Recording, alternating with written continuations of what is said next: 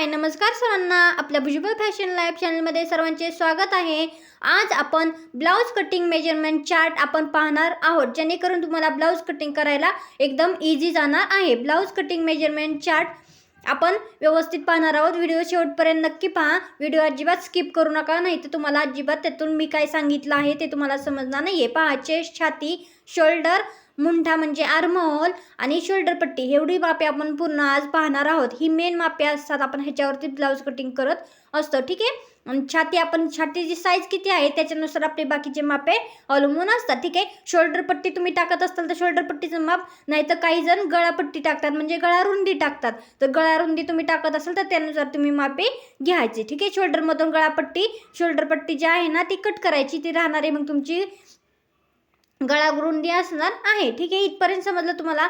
आता काय करायचं आहे, हे मापे मी देणार आहे, परंतु उद्याचा व्हिडिओ सुद्धा खास असणार आहे, तो अजिबात स्किप करू नका आणि आजचा सुद्धा स्किप करू नका, कारण ही मापे तर देणार आहेत, पण पाठीमागचा हप्ते तुम्हाला अगोदर सांगितलं त्यानुसार गळ्याच्या रुंदीनुसार ज्या पद्धतीने आपली ही आहे, बरोबर, म्हणजे गळ्याची पाठीमागची गळा रुंदी आहे ना, बॅकनेक जेवढा डीप आहे किंवा कमी आहे, ठीक आहे, त्याच्यावरती शोल्डर आणि मुंड्याची मापे अवलंबून असतात, ठीक आहे। गळा जेवढा डीप आहे, तुम्हाला पाठीमागे पण सांगितलं, गळा डीप जेवढा असेल तेवढे शोल्डर आपल्याला कमी करावी लागते, कमी होत जाते, ठीक आहे। आणि मुंड्यामध्ये सुद्धा बदल होत जातो, त्याच्यामुळे ही मापे तर असणारच आहेत, पण उद्याचा पण व्हिडिओ अजिबात स्किप करू नका, जेणेकरून तुमचा डीप गळा किती पण असू द्या, तुमचे शोल्डर आणि मुंडा व्यवस्थित मापे तुम्हाला त्याच्यानुसार घेता येणार आहे, ठीक आहे। त्याच्यामुळे आजचा पण व्हिडिओ पहा, उद्याचा पण व्हिडिओ पाहायला अजिबात विसरू नका, ठीक आहे। आपले व्हिडिओ आवडत असतील तर लाईक करत जा, शेअर करत जा, आणि आपल्या चॅनलवरती नवीन असाल तर सबस्क्राईब करायला अजिबात विसरू नका, ठीक आहे। चला तर आपण मापे घ्यायला आपण सुरुवात करूया। सुरुवातीला आपण 30 छाती, ठीक आहे, 30 चेस्ट साईज असलेली आपण शोल्डर किती घ्यायची ते आपण पाहणार आहोत, ठीक आहे।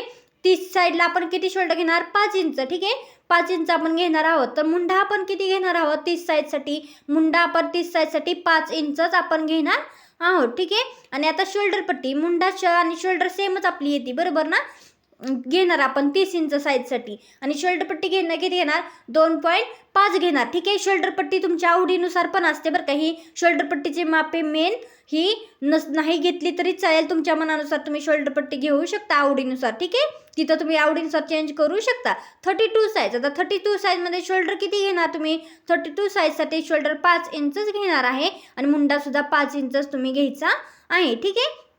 आणि शोल्डर पट्टी मी सांगितलं तुम्हाला मागाशीच की तुम्ही आवडीनुसार शोल्डर पट्टी घेऊ शकता, परंतु तुम्ही जर तुमचं तसं नसेल तर 2.5 इंच तुम्ही शोल्डर पट्टी तिथे घेऊ शकता, ठीक आहे। आता 34 साईजसाठी शोल्डर किती घेणार तुम्ही आणि मुंडा किती घेणार, तर पहा, व्हिडिओ अजिबात स्किप करू नका, नाही तर तुम्हाला आधीमध्ये काय सांगत आहे मी ते अजिबात समजणार नाही आहे, ठीक आहे। 5.5 इंच शोल्डर घ्यायचे आहे, मुंडा सुद्धा 5.5 इंचच आपल्याला 34 साईजसाठी घ्यायचं आहे। अजूनही सांगते, ह्या मापामध्ये बॅक साईडचा जो आपला गळा रुंदी असते ना, ती बदलली ना तर आपली ही शोल्डर आणि मुंडाची मापे बदलतात, ठीक आहे।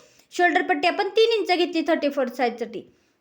36 साईज चेस्टसाठी, छातीसाठी 5.5 इंच शोल्डर घ्यायचे आहे आपल्याला, आणि मुंडा आता इथं आपलं काय होणार आहे, मुंडा आपल्या इथं चेंज होणार आहे का, तर मुंडा आपला इथं चेंज होणार नाहीये, ठीक आहे। मुंडा पण आपल्याला तेवढाच घ्यायचा आहे, ठीक आहे। आणि त्याच्यानुसार सुद्धा आर्महोल राऊंड जे असतं ना, आर्महोल राऊंड तुम्हाला उद्या मी शिकवीन कसं ते आर्महोल राऊंडनुसार सुद्धा आपली काय असतात मापे बदलत असतात, ठीक आहे। ते उद्याचा व्हिडिओ सुद्धा पाहणार आहेत, आजचं सुद्धा मापे लिहून घ्या तुम्ही वहीमध्ये, उद्याच्या व्हिडिओमध्ये सुद्धा मापे जी सांगणार आहे ती सुद्धा तुम्ही लिहून घ्या, आणि व्यवस्थित टिप्स सांगत आहे ते पण तुम्ही समजून घ्या, ठीक आहे।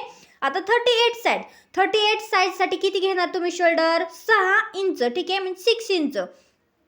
38 साईजसाठी किती घेणार, 6 इंच साईज तुम्ही शोल्डर घ्यायची आहे, आणि मुंडा किती घेणार, मुंडा 5.5 इंच तुम्ही घेणार आहे, ठीक आहे, 5.5 इंच।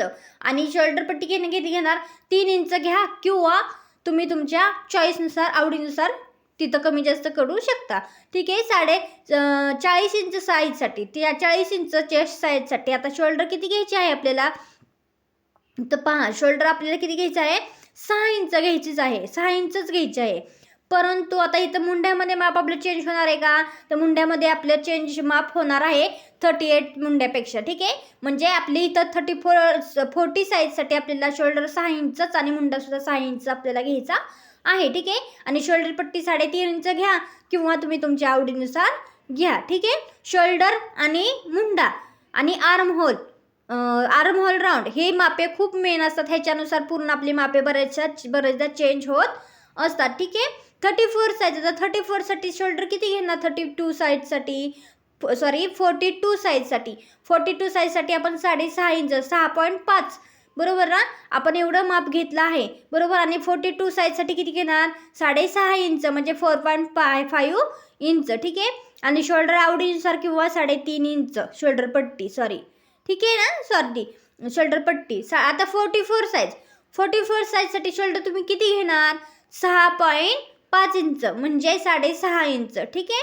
आणि मुंडा किती घेणार तुम्ही? 44 साईजसाठी मुंडा 5.5 इंचच घ्यायचा आहे. कोणत्या पण साईजचा ब्लाऊज तुमच्याकडे येऊ दे, तुम्ही तो कटिंग केलाच पाहिजे बिनधास्तपणे. अशा पद्धतीने तुम्हाला आजचा चार्ट देणार आहे. साईज तुमची किती पण मोठी असू द्या, तुम्हाला हा चार्ट उपयोगी पडणार आहे. ठीक आहे. आता 46